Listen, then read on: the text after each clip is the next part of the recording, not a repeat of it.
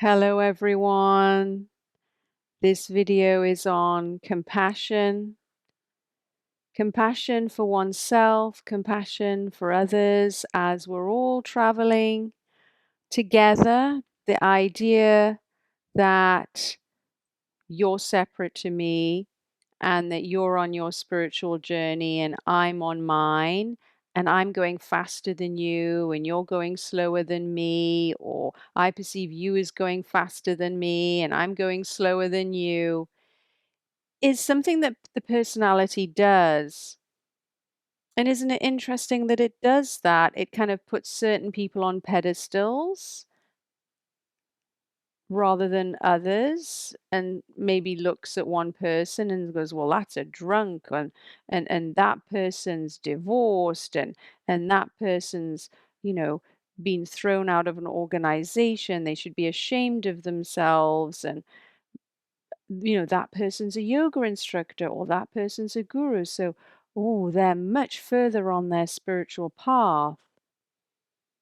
But I'm going to say something now which, you know, maybe you're open to considering, is that no matter what a person's doing or not doing, no matter what their past contains or their future, that is their spiritual path. And it's different for different people and it looks different. And because it looks different, and you might see, a drug addict on the street that's losing their mind versus, a yogi in the Himalayas that's, you know, entering samadhi regularly or is just permanently in a state of samadhi. And we think, oh, the yogi, that person is elevated and has achieved the spiritual goals of their life. And look at this wasted life, this drug addict on the street that's losing their mind. But we don't know what souls choose to transmute when they enter into a physical body. What if that drug addict that's losing their mind chose those challenges, chose the family, chose the weaknesses in the personality because that drug addict needed to feel something so deeply and go through that. And in going through that, and it is a tantric process, it's taking that being is taking on such a struggle that maybe another being didn't choose to take on. And we don't know where one person begins and another one ends. And so all the stress is shared out, and the stress impacts different people and creates different effects in their lives. And also, if you're born into a dysfunctional family and you've inherited trauma from that family's past and it's intergenerational trauma, you don't really escape the effects of that. There will be results of that. And it's very important not to judge people because unless we've walked in their shoes, we cannot say that we would have done anything differently. And there is a cosmic organization of everything. And so, in order for our hearts to remain open to all beings and not closed off, because what closes off the heart space is the idea that we're superior to other beings. And this is an illusion. Other beings simply have chosen different ways of dissolving stress.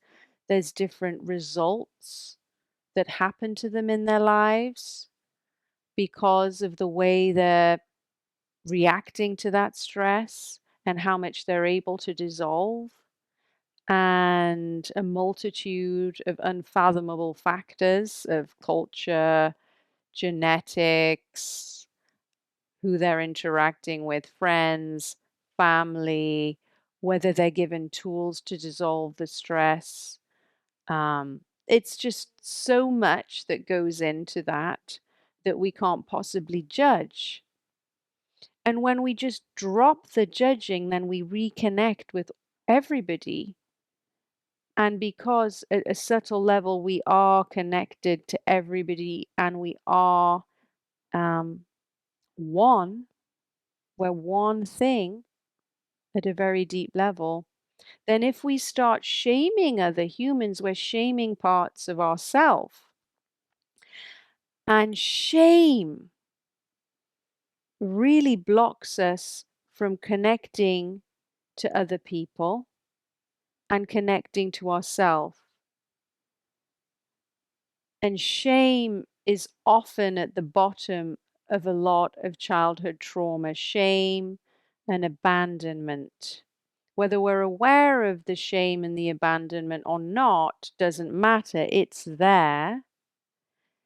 It's there behind the judgments. It's there behind the anxiety. It's there behind the stress releases. And stress releases can happen in many different ways. Somebody's life blows up in a multitude of different ways. Sometimes they get addicted to substances. Sometimes they lose themselves in relationships. Sometimes they overwork. I mean, I'll do separate videos on that. But when we look around the human kingdom, everybody's on separate journeys. Everybody's given stress. Some of it is their stress, some of it is the collective's stress. We don't know how much of the stress even belongs to us. And if we don't know how much of the stress even belongs to us, and we're dissolving that stress, and sometimes, it gets so much that it affects our personality, it affects our behavior. If we're given too much, we might start acting out. If we don't know how much is ours, then how could we even judge another human being? Because there is collective stress. And if there's collective stress and that's just given to different beings to dissolve, then it's very cruel to then start finger wagging and saying, oh, look at that person's life. It's terrible. I wouldn't have a life like that. I'm better than them. You're not better than anybody else. And as soon as you realize you're not better than anyone else, then you can start reconnecting to everyone else and not feel so alone in the world. It's very important on the spiritual path to reconnect with other humans and all other life forms. And a way of doing that is through humility and having compassion for oneself and other people, not judging oneself, not judging other people. And when we stop the judgments, then the humility can arise. And then you walk around with a very different perspective, and the stillness can get deeper. The insights can be there. Maybe they come more easily because you can't really have accurate insights on the way the world works if there isn't humility. If the humility isn't there, then whatever you're believing isn't accurate.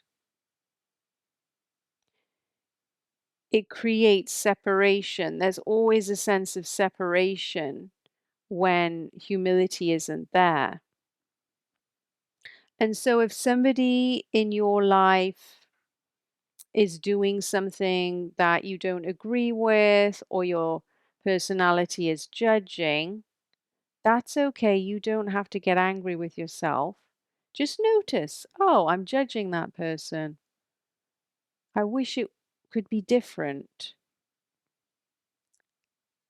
And maybe write down what you're thinking and just separate it out into stress. It's just stress. It doesn't mean that it's the truth because the thoughts are not facts. And we know when we're connecting to truth because there's an expansion in every cell in the body and the heart opens. So whenever we're connecting to truth, we feel open and we feel expanded and there's a relief. And whenever we're believing something that's not true, the idea that we're separate, the idea that we're better than other people, or moving faster or slower, or whatever it might be, it creates a contraction.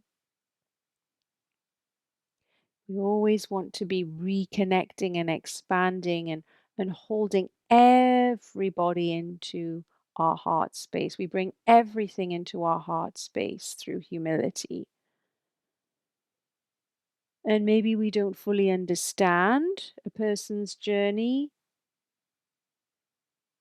Maybe they have done some terrible things, but they're always off the hook, no matter who they are and how much terrible things they have done, because we're all little kids at the end of the day. And sometimes when little kids are harmed, they disassociate. They almost leave their body, and then all that's left is the dysfunction, the coping strategy that that poor little child had to do to survive. And then we point our finger at the coping strategy and think it's evil. It's just a coping strategy.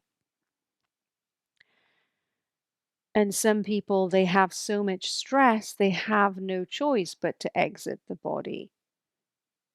And we exit the body through death, but we can exit the body while we're in the body through a form of disassociation where the soul almost leaves because it's too painful to stay in the body. And then to bring that soul back into the body may not be the most humane thing, because if there's been a lot of trauma, for that soul to re-enter the body without a lot of tools to dissolve it could be just too much. And so there has to be compassion for people who have psychopathy, compassion for people who have narcissism, compassion for people who have all of these different cluster B personalities, because they weren't born that way. They became that way because of something that happened to that little child. So they're all off the hook. You're off the hook. I'm off the hook. People that have done terrible things are off the hook. We don't need to then go and chase them down and torture them or throw them in prisons. Maybe we can study them. Maybe we can see if there are ways of somehow bringing the soul back, the empathy back into that body so that they can recover. But we want to always come from a place of compassion, because people who lose their empathy, people who disassociate, people have no choice but to become very hard to survive their environment and to repress any emotions to survive their environment. They are not to be shamed. They're there to be healed. They're there to have other beings who have had their empathy still intact show them compassion.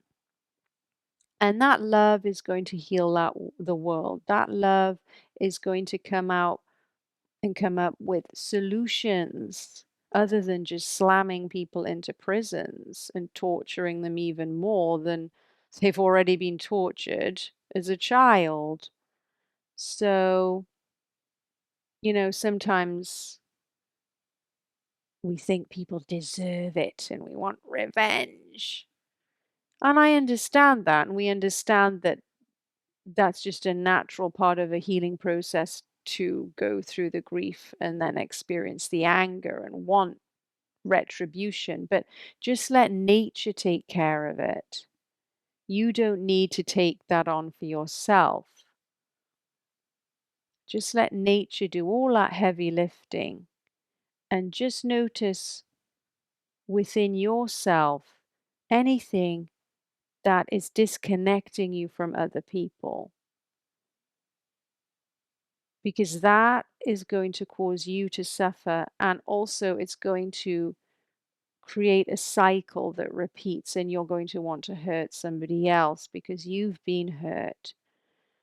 And so as the vibration on the planet rises, we want to break the cycle. We want to break cycles and do things differently. And if we open up our heart space, we can maybe cognize different ways of coping with the stress and of healing children at an earlier age so that they don't become too dysregulated. And, studying epigenetics, studying childhood trauma, understanding your own trauma so you don't then pass it down and the cycle just keeps continuing.